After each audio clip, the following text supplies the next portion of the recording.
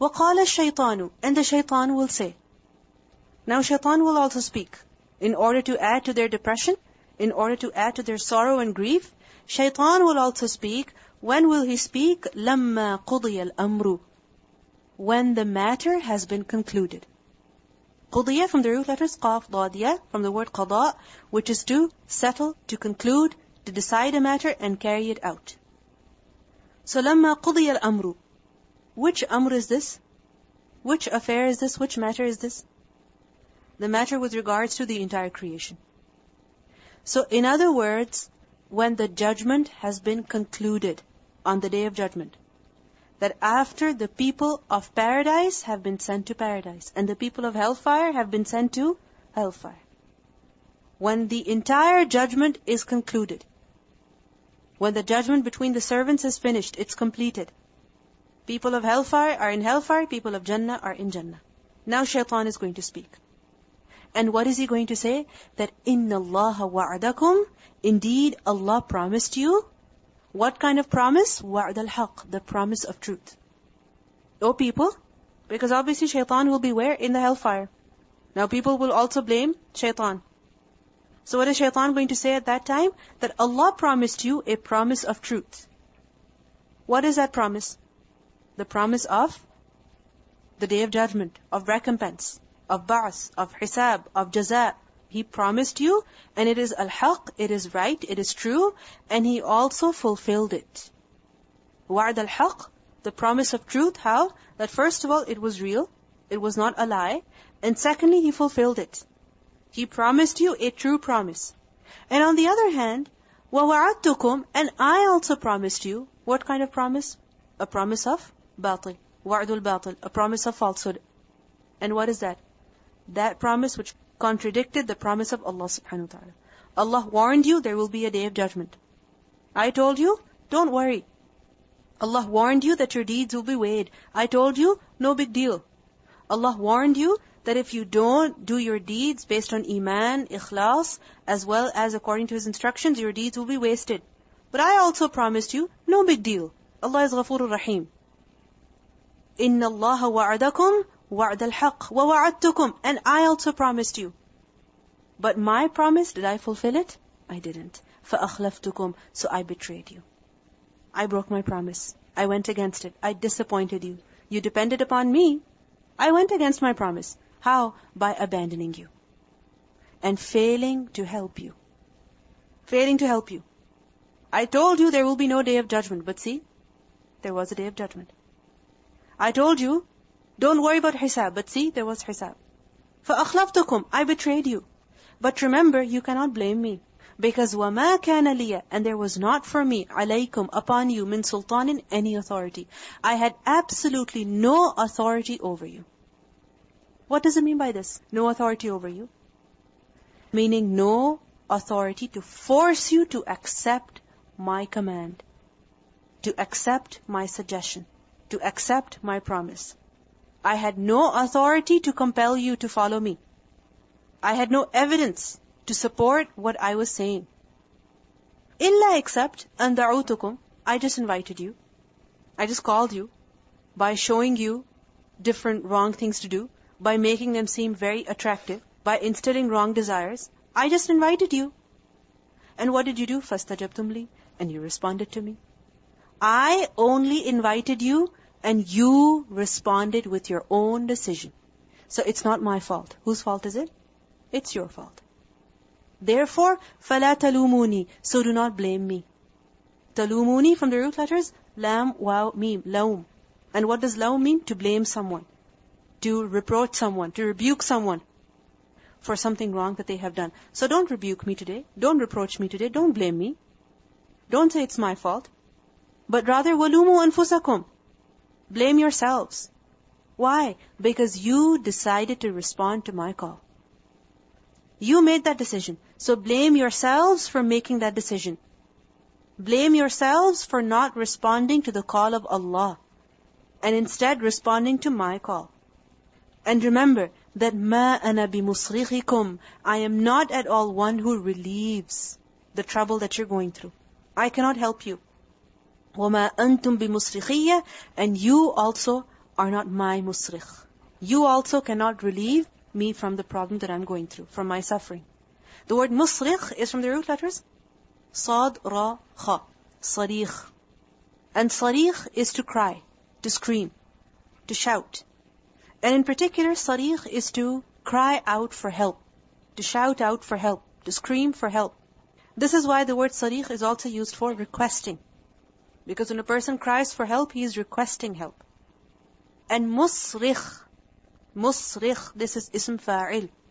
And musrikh is one who helps on hearing the call, on hearing the cries.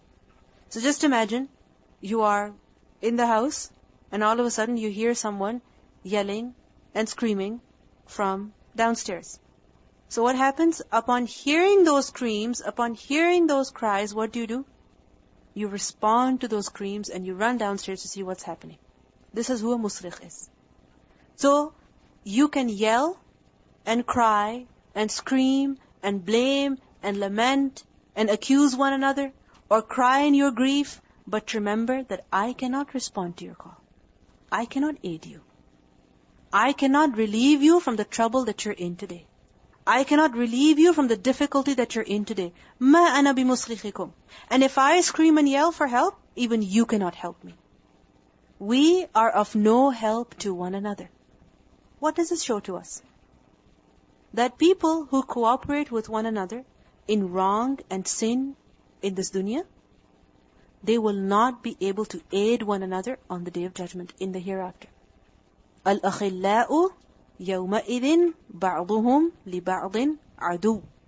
Some best friends, close friends, they will be like enemies to one another on the Day of Judgment. Except for who? Illa al-muttaqeen, except for those people who have taqwa. So the shayateen and such people who respond to them, they cooperate with one another. They help one another. They enjoy with one another. Like for example, when a person does not say Bismillah and he begins to eat his food, not with his right hand, with his left hand, what happens? Shaitan shares in his food. Shaitan shares in his food. So both of them, they enjoy from one another. Shaitan says, don't say Bismillah. Eat with your left hand. Do whatever you want. Eat haram. So the person enjoys, and at the same time, Shaitan also enjoys. So people who help one another in wrongdoing today, they will not be able to help one another in the hereafter. Inni kafartu. And now Shaitan completely disassociates himself from those people who obeyed him. That indeed I deny, I completely refuse. Bima ashraktumuni min qablu. With what you used to associate me from before. Associate me with who? With Allah subhanahu wa ta'ala. Ashraktumuni. Ni indicates me. You used to associate me with Allah subhanahu wa ta'ala before in the dunya. Now, everyone who obeys shaitan does not worship shaitan. Does not say that shaitan is actually a partner of Allah. There are some people who believe that there is the God of good and there is a God of evil. There are some people who have such belief. They believe in the good God and they believe in the evil God. And there are people who only obey shaitan while they in reality only believe in Allah subhanahu wa ta'ala. So what does it mean by this? That I refuse this shirk that you used to do, that you used to associate me with Allah subhanahu wa ta'ala.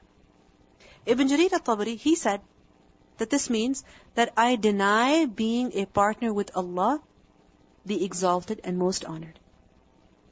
I deny being a partner with Allah. How? You see, ubudiyya, worship, what does it mean? Obedience. Al-khudu' wa tadallul. Humility and submission. Obedience. So when a person obeys Allah, what is he doing? What is he doing? Worshipping Allah. And when a person obeys the shaitan in disobedience to Allah, then what is he doing? He's worshipping shaitan. Because he is giving the right of Allah to who? To someone else. Allah deserves to be obeyed. And when a person obeys someone else in disobedience to Allah, that is like giving the right of Allah to someone else, sharing someone else in His exclusive right.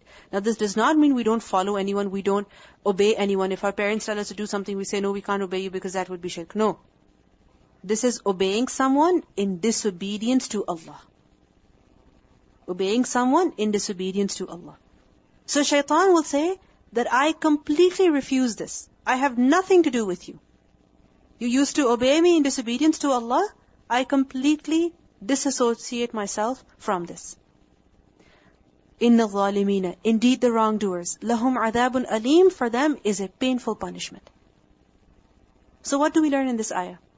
That on the day of judgment, shaitan will also speak. And what will he speak on that day? Truth. And what will he do?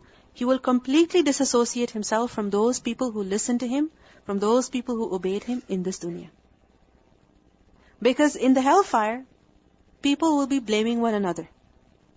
People will be asking one another, can you help us today? Can you do something for us today? It's your fault we're here.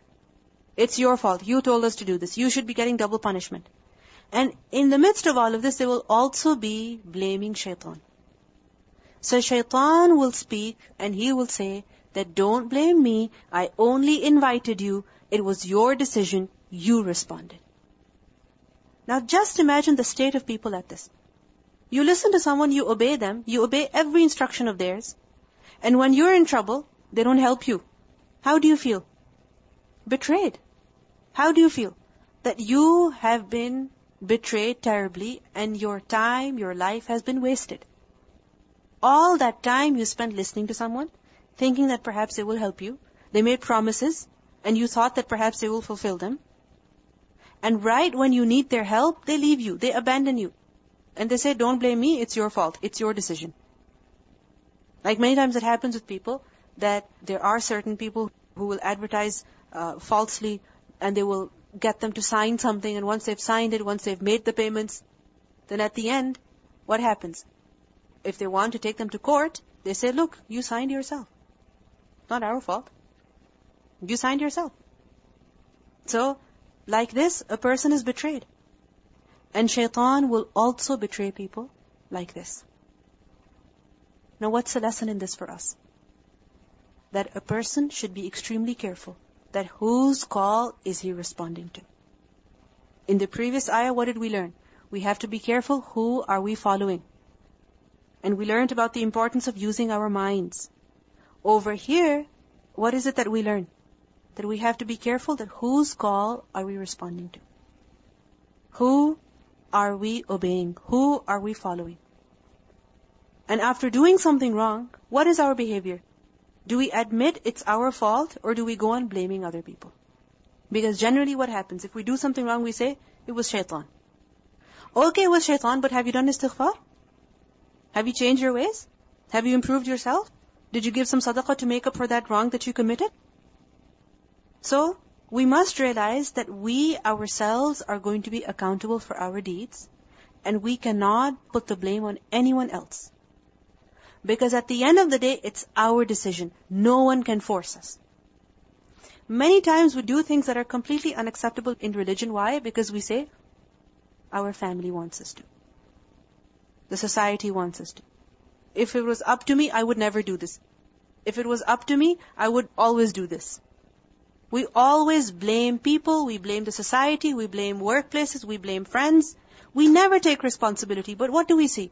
That on the day of judgment, no one will take that blame. Everyone will say that you made that decision. You didn't have to make that decision. We only invited you. You made that choice. So bear the consequences of making that choice. For example, many times people are not content with the halal that they have. And they want to enjoy more with haram. And they say that, oh, because this is the only option that's out there in the world today, therefore I have to fulfill this need with haram. So it's not my fault, it's actually their fault. But what do we see? That on the day of judgment, nobody will take that blame. You made that decision. You went up, you signed that contract, you took that haram loan, you agreed to do it. How can you blame others? It's your decision. Similarly, sometimes our friends tell us to do something wrong, to not do the lesson, to not do the homework, to cheat off of something, to lie, to not show up for class. And what happens? We say, it's not our fault, it's their fault. It's not their fault, it's your fault because you made that decision. So we need to take responsibility of the choices that we make now, so that we can rectify ourselves. Because if we don't, tomorrow, no one will take the blame. It will come back to us. Because imagine, even shaitan is not taking the blame. And shaitan whispers. On the other hand, وَأُدْخِلَ الَّذِينَ آمَنُوا, and those people who believe, they will be admitted. Who believed, and they also did what? وَعَمِلُوا الصَّالِحَاتِ, and they also did righteous deeds. Where will they be admitted? Into jannatin, into gardens. What kind of gardens? تَجْرِي مِن تَحْتِهَا الْأَنْهَارِ, underneath which rivers flow. And in there, خَالِدِينَ فِيهَا بِإِذْنِ رَبِّهِمْ, abiding therein eternally by the permission of their Lord. Because no one can be successful in the hereafter except by the permission of Allah. No one can say, oh Allah, I've done all of these good deeds, take them from me and admit me into Jannah. No, it's only بِإِذْنِ رَبِّهِمْ, by the permission of their Lord. Not by their own will, not by their own force. No, it's by the permission of Allah. And تَحِيَّتُهُمْ, their greeting, فِيهَا, in it, is salam, peace. The greeting of the people of Jannah is what? It's of salam. This is their greeting. But those people who do not have the habit of saying salam in this dunya, then how will they develop this habit in Jannah? You have to develop this habit from now. You can't wait for later. Because we see that salam is such a major feature of Jannah, that we see this being repeated over and over again. وَالْمَلَائِكَةُ يَدْخُلُونَ عَلَيْهِمْ مِنْ كُلِّ بَابٍ سَلَامٌ عَلَيْكُمْ بِمَا صَبَرْتُمْ. Similarly, we learn in Surah Al-Furqan, ayah 75, وَيُلَقَّوْنَ فِيهَا تَحِيَّةً وَسَلَامًا. And therein they will be met with greetings and the word of peace and respect. Similarly, in Surah Al-Zumar, ayah number 73, we learn, حَتَّى إِذَا جَاءُوهَا وَفُتِحَتْ أَبْوَابُهَا وَقَالَ لَهُمْ خَزَنَتُهَا سَلَامٌ عَلَيْكُمْ طِيبَتُمْ فَادْخُلُوهَا خَالِدِينَ. Similarly, we learn in Surah Yasin, ayah 58, سَلَامٌ قَوْلًا مِّن رَبِّ الرَّحِيمِ. So salam will be the greeting of the people of Jannah amongst themselves. This is how they'll be greeted by the angels, and this is how they'll be greeted by Allah subhanahu wa ta'ala as well. This is the greeting of the people of Jannah. And in order to be there, in order to be a part of that, we have to develop this habit from now. But it is sad that many times we see other words very common. Other words come first, and then comes salam. It's a second greeting. It should be the first one. The first thing that we say when we meet someone should be salam. The angels are amazed when they see two Muslims coming across one another without saying salam. Do you know that? When two Muslims, they see one another and they don't say salam, the angels are shocked. They're surprised, amazed. And sometimes it happens that we're outside or we see someone who's wearing a hijab, but just because we don't know them, we analyze their face and we think, oh, I don't know them. We don't even bother to say salam. It's extremely important. The Sahaba, the Salaf, they were so careful about saying salam to one another that if, for example, two people were walking and in the middle there came a tree and they happened to pass by the tree from the opposite sides, when they would see one another, again they would say salam. What do we think? Yeah, I said salam to them in the morning. What's the big deal? No. Say salam. Every time you see someone. Every time you see someone. Because this is what will spread peace, and this is a major characteristic of the people of Jannah. Okay, we listen to the recitation. Share your reflections. Assalamualaikum. I was thinking that one of the main things is that because in our lives we depend on so many other people, and for every action we do, we have this sort of like relating to another person why we did it, because of another person did it, because we saw someone else do it, someone told us about it, and it's sort of like it gets beautified for us because people, they don't really like stop you, they just encourage you. And then it's so important that when you choose your leader, you have to choose wisely, because that leader is not going to come to you on the day of judgment and be like, you followed me, I'm sorry, let me help you, give me some of your sins, I'll give you some good deeds. So it's all on you, and you have to think about yourself. Like in this dunya, you're independent, you have to be independent. And just because somebody's saying something to you does not mean you have to accept it if it contradicts what Allah subhanahu wa ta'ala has told you. Assalamu alaikum. The thing that hit me was about being like sheep. We should use our aql because Allah has told us, أَفَلَا تَعْقِلُونَ. He has encouraged us all the time through the Quran, use your intellect. So even when you're following somebody, you have to be careful all the time. And sometimes some things they may tell you may not work for you at that time. And so that's fine. But you have to, if it's a good thing, you keep it and you do it when you are able to. Exactly. Create a filter. Filter everything that you accept. Everything that you believe in. Because sometimes you read something and there's so many things that are said. Do you believe everything? No. You have to create a filter. So, I was thinking about like the deeds that are turned into ashes. I was thinking of an example. I was thinking if a boss asked you to do something and you decide to do extra, that's something that he didn't ask you, and later on you present that to him and he goes, I didn't ask you to do any of this. You find that all that time you've been wasting, and it's not worth it, even though it could have been benefit. If you didn't ask for it, then you shouldn't be doing it in the first place. So I was just thinking we should always have the intention that we're going to do this. We're doing this because Allah subhanahu wa ta'ala told us to do it, and we're doing it for His sake and only His sake, and not for show off or anything like that. Because the foundation is the best part. If you have the foundation, then the rest would be a lot easier. Exactly. When I was just listening the last verse, تَحِيَّتُهُمْ فِيهَا سَلَامٌ, to be honest, I couldn't enjoy it for the first time. And I was thinking, how could we be so mean that collecting all the candies for oneself and you're not sharing it with others? And same is the case. These are the people outside. It doesn't mean that they're not good. They're very good in nature. You really want to help them. But because they don't know. And I was thinking how important it is that we need to spend our time more in learning Quran to get more excellence in it, so that we can help them out too. Because sometimes you don't have enough eloquence, you yourself is not clear about things, and you can't convince others.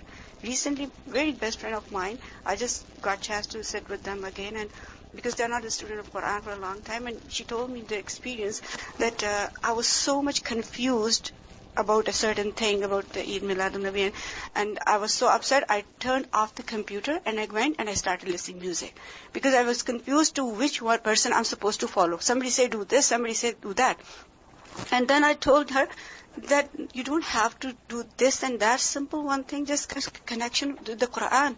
The thing where you are confused, you get answer every time. So it means same thing, every people when they're confused outside there and they're not coming to Quran or they're not coming to any good deed just because they're confused, how important it is to connect them with Quran. Assalamu alaikum. One thing that actually really amazed me was the fact that Shaitan attempts us to do so many bad things, and on the day of Judgment Day, he's going to completely reject us. So, this morning, it was so hard for me to get up for Fajr, and then I realized, subhanAllah, the angels are going to go back and report to Allah. So now I quickly got up from my bed. So we should actually be very careful what we do. Exactly. Because Shaitan will abandon us on that day. He will not even take the blame for it.